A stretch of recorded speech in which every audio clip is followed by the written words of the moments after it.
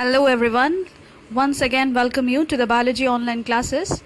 So in the previous section we have read about the development of the dicot embryo, how the dicot embryo was formed. As we know that in angiospermic flowers, when they undergo fertilization, that means when the male is forming the male gamete, that is which is formed by the androecium of the plant, and I think you know what is how many gametes are there in the male, right? So there are two male gamete which are formed and one female gamete which is formed in the gynoecium part of the flower. So when pollination occurs, after that fertilization occurs, and after fertilization we will see the post fertilization event, that is the formation of the zygote, and after that it will be embryo, and after that it will be seed and fruit, as we are talking about the plants. So in the previous class we read about the development of the dicot embryo, because in angiospermic plant there is a two divisions. One is dicot embryo and the other is monocot embryo. So dicot embryo which have two cotyledons, and monocot embryo is it means only one cotyledons. तो यहाँ पे हम differentiate कर देते हैं dicot और monocot को. सो पहले हम लोगों ने देखा डाइकॉट एम्ब्रायो का development. Now we will see about the monocot embryo, how the monocot embryo is formed. Now see, the development of monocot embryo is quite pretty much similar. ठीक है, ये थोड़ा सा सिमिलर है आपका डाइकॉट एम्ब्रायो जैसा, but it is quite easy. Dicot embryo में हम डिफरेंट स्टेजेस देखते हैं, बट यहाँ पे हम देखेंगे कि छोटा छोटा स्टेजेस है, but yes there is some difference, क्योंकि यहाँ पे एक ही कॉटिलेडन का फॉर्मेशन होना है. Now see in the diagram that in case of the monocot embryo, you can just see, I am zooming out the diagram, कि in the figure A which is known as oospore. ठीक है, पहला जो है वो oospore है. तो oospore is nothing but the fusion of the male and the female gamete. जो male and female gamete fuse हुआ, फ्यूज होने के बाद जो जाइगोट डेवलप हुआ, तो that is the first stage. Now this zygote will undergo cellular division to form the different parts, and it will go to form the embryo. Now in the next diagram, see, there is a formation of the terminal cell, middle cell and the suspensor cell. So in a very beginning, if you remember about the dicot embryo, हमने देखा था कि zygote जब develop होता है, zygote जब सबसे पहला डिवीजन करता है, वो फर्स्ट माइटोटिक डिवीजन करता है. माइंडेड यहाँ पे डिवीजन जो होगा वो माइटोसिस से होगा. That means mitotic division, there will be no that chromosome number will not be reduce to half, because वो सिर्फ मियोसिस में होता है when the gametes are form. But यहाँ पे गैमेट्स फॉर्म नहीं होना है, यहाँ पे एम्ब्रायो डेवलप हो रहा है. दैट मीन्स सोमेटिक सेल का डिवीजन है ये, तो that means only mitotic division will take place. Okay, now first जो है, पहले हम लोगों ने डाइकॉट में देखा था कि जाइगोट से एक माइटोटिक डिवीजन होता है और उसके बाद दो सेल का फॉर्मेशन होता है. One is basal cell and the other one was terminal cell. So basal cell हम किसे कहते हैं, जो कि माइक्रोपाइलर एंड के टुवर्ड्स रहता है, और टर्मिनल सेल हम यहाँ पे जो कि उसे कहते हैं जो कि चलाजल एंड की तरफ रहता है. If you remember about the diagram of the embryo sac and the mature ovule, anatropous ovule जो हमने देखा था डायग्राम. ठीक है, यहाँ पे जो डिवीजन होगा, यहाँ पे भी डिवीजन 2 होगा पहले, but in the diagram it is written 3. तो इसका भी एक रीजन है, बिकॉज यहाँ पे जो एक सेल है वो देखो जो सस्पेंसर बना हुआ है वही होता है basal cell, which was form towards the micropylar end. और फिर जो टर्मिनल सेल होता है, इट अगेन डिवाइड्स इनटू 2, और ये जो सेल है एक टर्मिनल सेल कहा जाता है एंड मिडिल वाले को मिडिल सेल कहा जाता है. ठीक है, सो it is towards the chalazal side. So terminal cell is towards the chalazal side, second one is the middle cell, and the third one is the basal cell, which is almost working like a suspensor cell, जिसका काम क्या है, just to absorb nourishment from the endosperm. ठीक है, ये endosperm से nourishment या फिर न्यूट्रिशन एब्जॉर्ब करता है. नेक्स्ट जो डिवीजन होगा वो सिर्फ मिडिल सेल और टर्मिनल सेल में होगा, क्योंकि हमने देखा था कि रेस्ट जो हमारा डिवीजन हो रहा था वो बेसल सेल कर रहा था. It was preparing the suspensor cell, then the haustorial cell, then it was terminal cell was going to form the proembryonal octant, then pericranial divisions were occurring. So from these portions, the root and the shoot, epicotyle, hypocotyle, everything, then the cotyledons were formed. But यहाँ पे क्या होगा? The middle cell will undergo mass cellular division. यहाँ पे mass में बहुत सारा cellular division all over, बहुत सारा cells का formation हो जाएगा. ठीक है? If you can just see the diagram like this. तो यहाँ पे बहुत सारा division हो जाएगा and the terminal cell will also divide. Again a multiple division will take place and ultimately we will see, if you see the diagram E, there you will see that the suspensor is in the same place, क्योंकि ये थोड़ा सा bulging हो जाता है और वह suspensor की तरह ही काम करता है to absorb the nutrition. But the middle cell and terminal cell will give rise to the different parts of the monocot embryo.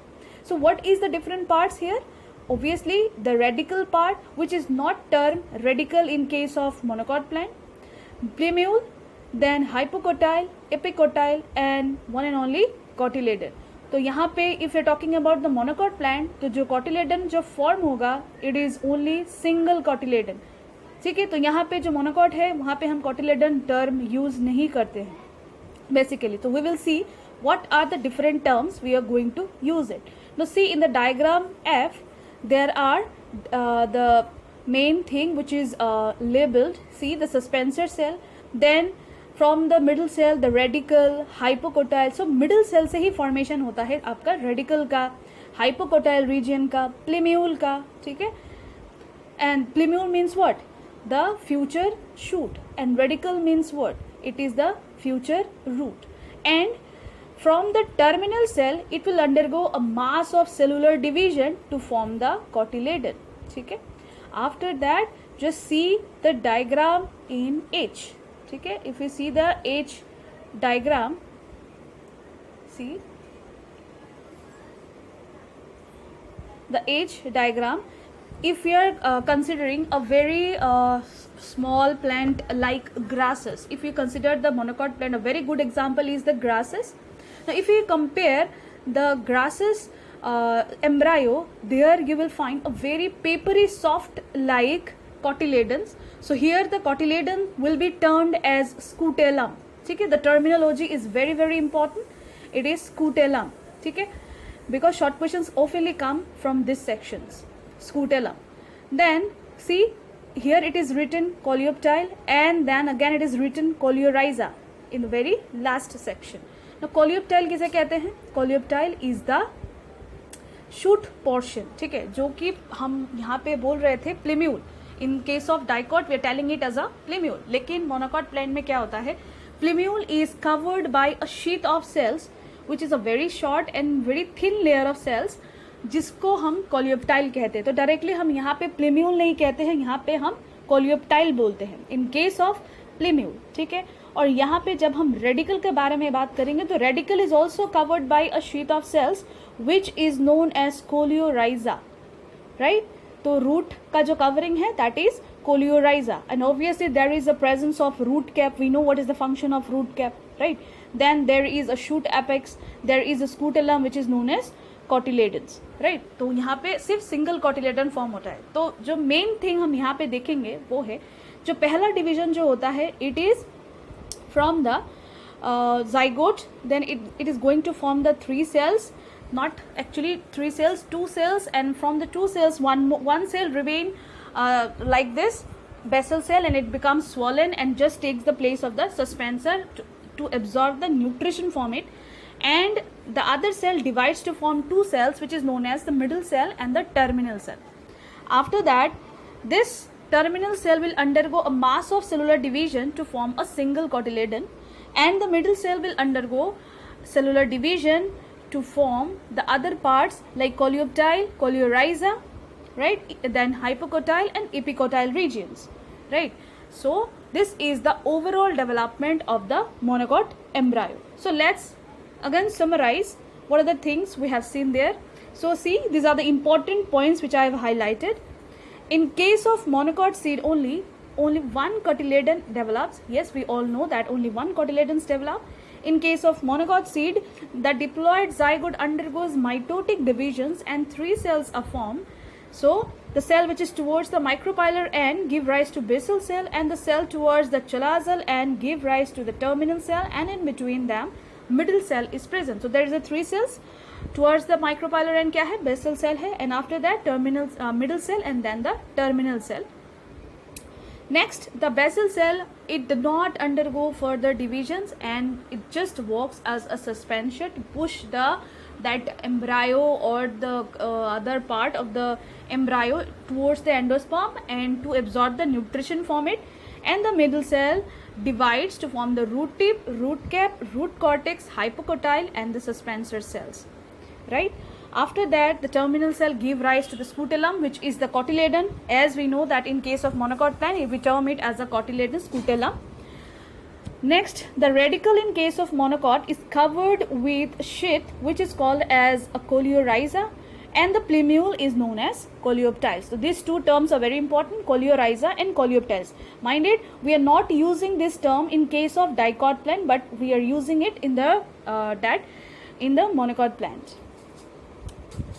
So this is the overall development of the monocot embryo. So there are few more topics which are very important to understand this chapter fully. So these are the special mechanism, and questions are often asked from this unit that what do you mean by parthenocarpy? The parthenocarpy क्या है? It is the process by which the production and development of seedless fruit. So this is the method जहाँ पे fruit में कोई seed नहीं होता है, ठीक है? जैसे कि हम नेचुरल पार्थेनोकार्पिक फ्रूट देख सकते हैं, it is of banana, right? Banana में सीड नहीं होते हैं, तो this is the natural parthenocarpic fruit, क्योंकि यहाँ पे सीड का प्रेजेंस नहीं होता है. तो this are of actually multiple uses. अगर हम आर्टिफिशियल पार्थेनोकार्पिक देखें तो पहले जब हम ग्रेप्स देखते थे तो वहाँ पे many seeds were there, small seeds were found, but nowadays when we are going to eat a grape, at that time we are not going to get any type of seed. Now this is developed because of parthenocarpy. यहाँ पे hormonal changes किया जाता है जिसके कारण seed का development नहीं होता है. So this is of multiple use, जहाँ पे सीड का जरूरत नहीं है, जहाँ पे हम प्लांट्स का ग्रोथ उसके वेजिटेटिव पार्ट से ही कर सकते हैं, तो there is no use of seed for that reason. अब ऐसा नहीं है कि पूरा सीडलेस फ्रूट ही हमारे लिए इंपॉर्टेंट है, because if you know about the pomegranate, तो pomegranate is the fruit where the edible part is only the seed. So अगर हम वहाँ पे पार्थेनोकार्पी कर दे तो सीड वहाँ से निकल जाएगा, तो वहाँ पे just we will found a ball like structure and inside it nothing will be found. So knowledge is very important, but to use it in a proper direction is more important than that. So this is known as parthenocarpy. So parthenocarpy can be occur in two ways, natural parthenocarpy and artificial parthenocarpy. तो natural जो कि naturally हो रहा है in the plant itself only, because यहाँ पे हम कुछ भी artificially कर नहीं पा रहे, वो खुद ब खुद plant कर रहा है, जैसे कि बनाना. एंड आर्टिफिशियल पार्थेनोकार्पी जो कि आर्टिफिशियली साइंटिस्ट ने किया है प्लांट में मॉडिफिकेशंस करके, म्यूटेशंस करके, which is grape, seedless oranges and many are there. One more topic is that apomixis. Now, apomixis is a type of reproduction which does not involve the formation of zygote through gametic fusion. We know that in a sexual reproduction process, there is a gametic fusion. There is a male gamete, there is a female gamete, right? So the male and female gamete always fuses with each other to form the zygote. Now, यहाँ पे क्या होता है? ये ऐसा special type of reproduction है जहाँ पे हम देखेंगे गैमेट्स जो है वो आपस में फ्यूज नहीं कर रहे हैं. So the female is developing itself and the fruit formation take place. The zygote is formed. So this method is known as apomixis. This is also a very new mechanism in plant. One more mechanism is there which is known as polyembryony. Now polyembryony का मतलब, if you talk about the embryony, that means formation of embryo. Poly means multiple. So polyembryony का मतलब हो गया, it is the phenomenon where more than one embryo is present inside the embryo sac. तो embryo sac के अंदर we know that there is one egg, right? तो one egg develop करके वो क्या form करता है? Obviously it is going to form the seed and the embryo is formed. यहाँ पे हम देखते हैं ऐसे केसेस में कि एक embryo के अंदर एक से एम्ब्रायो सेक के अंदर एक से ज़्यादा एम्ब्रायो का फॉर्मेशन, तो this phenomenon is also known as polyembryony. So my dear students, this is your task for the day. You will have to found, or you will have to cite the examples of the plant, or you have to name the example of the plants which shows polyembryony. At least 2 names you are to show. Polyembryony कौन से ऐसे plant show करते हैं, आपको उसका नाम लिखना है, ठीक है. It is the phenomenon where more than one embryo is present inside the embryo sac. embryo sac के अंदर एक से ज़्यादा एम्ब्रायो का फॉर्मेशन, इस फेनोमेनन को हम पोलीएम्ब्रायोनी कहते हैं, ठीक है. तो here we learn about the parthenocarpy, जहाँ पे सीडलेस फ्रूट का डेवलपमेंट होता है, जहाँ पे सीड नहीं होता है फ्रूट्स के अंदर. एपोमिक्सिस क्या है? This is a special type of reproduction where no gametic fusion takes place but the zygote is formed. And polyembryony where more than one embryo is present inside the embryo sac. Next important term is seed germination. Now seed germination is the process which the radicle and the plumule develop into root and shoot by piercing the seed coat. Right? यहाँ पे seed coat को pierce करके, that means seed coat को फाड़ते हुए जब radical and प्लीम्यूल develop करता है, when the radical and the plumule is developing, right? So radical, that means root, and plumule, that means shoot. We know that in case of seed that there is a portion which is known as root. Obviously radical जो कि ultimately root में develop करता है, there is a part which is known as plumule जो कि shoot में develop कर रहा है. तो we know that in seed there is a upper layer which is present, which is known as seed coat, just to protect the future plant. तो इसको protect करने के लिए ये सीड कोट प्रेजेंट होता है. तो सीड कोट को पायर्स करते हुए, फाड़ते हुए जो रेडिकल एंड द प्लीम्यूल डेवलप करता है, this process is known as seed germination. So that is the process by which the radicle and the plumule develops into root and shoot by piercing the seed coat. Now, what are the conditions required for seed germination? So different conditions are there. Seed germination के लिए भी बहुत सारा conditions चाहिए, like moisture, optimum temperature, seed germination, hormones, that is gibberellin and oxygen. तो proper moisture चाहिए plant को, optimum temperature चाहिए, फिर सीड जर्मिनेशन का जो सबसे इंपॉर्टेंट हार्मोन है which is known as gibberellin, ये चाहिए, and a proper amount of oxygen is also required. तो this is seed germination. Next is seed dormancy. So seed dormancy is the phenomenon of the seed by which the seeds are prevented from germination and could not develop into root and shoot. तो seed dormancy क्या है? जहाँ पे seed coat इतना hard हो जाता है for that the seed is unable to germinate, जहाँ पे सीड जर्मिनेट नहीं कर पाता है और रूट एंड शूट डेवलप नहीं होता है, तो that phenomenon is also known as seed dormancy. तो सीड डॉर्मेंसी किस किस कारणों की वजह से होता है? When seed do not get proper amount of moisture, ठीक है, सीड को प्रॉपर अमाउंट ऑफ मॉइस्चर नहीं मिला जिसके कारण सीड कोट बहुत हार्ड हो गया. फिर ऑक्सीजन सप्लाई उसको बहुत कम मिल रहा है. जिबरेलिन जो प्लांट प्रोड्यूस करता है उसका प्रोडक्शन अचानक से कम हो गया है, एंड उसको ऑप्टिमम टेम्परेचर नहीं मिल रहा है. तो इसको सॉल्व करने के लिए हमें क्या करना है? ठीक है, तो इसको हम नेचुरली भी छोड़ सकते हैं. नेचुरली अगर कहें तो it is very time taking, क्योंकि नेचुरली प्लांट को फिर से सब कुछ एडजस्ट करना होगा. बट अगर हम आर्टिफिशियली सीड डॉर्मेंसी को रोकना चाहे तो यहाँ पे हम कर सकते हैं कि हम जिबरेलिन उसको इंजेक्ट कर दें, ठीक है, उसका प्रोडक्शन बढ़ा दे जिबरेलिन का. तो obviously there it can break the seed dormancy. Farmers जो टेक्निक यूज़ करते हैं वो लोग क्या करते हैं, जो डॉर्मेंट सीड होते हैं, डॉर्मेंट सीड को वो लोग पानी में डुबा के रख देते हैं, ओवरनाइट सोक करके रख देते हैं, और फिर उस सीड को निकाल के दोनों हाथों के बीच रख के और फिर उसको जोर से घिसते हैं ताकि जो सीड कोट हो वो थोड़ा सा फट जाए. That process is known as scarification. often the farmers do. और फिर यहाँ से the radicle and the plumule develops. तो ये सब हो गया आर्टिफिशियल प्रोसेस जो कि हम कर सकते हैं to prevent the seed dormancy, because it is not a good mechanism. ये अच्छा मैकेनिज्म नहीं है. तो seed should always germinate in to a future plant, right. तो दिस इज सीड डॉर्मेंसी. तो यहाँ पे हम ख़त्म करते हैं sexual reproduction in flowering plants. हमारा जो चैप्टर है ये ख़त्म है यहाँ पे.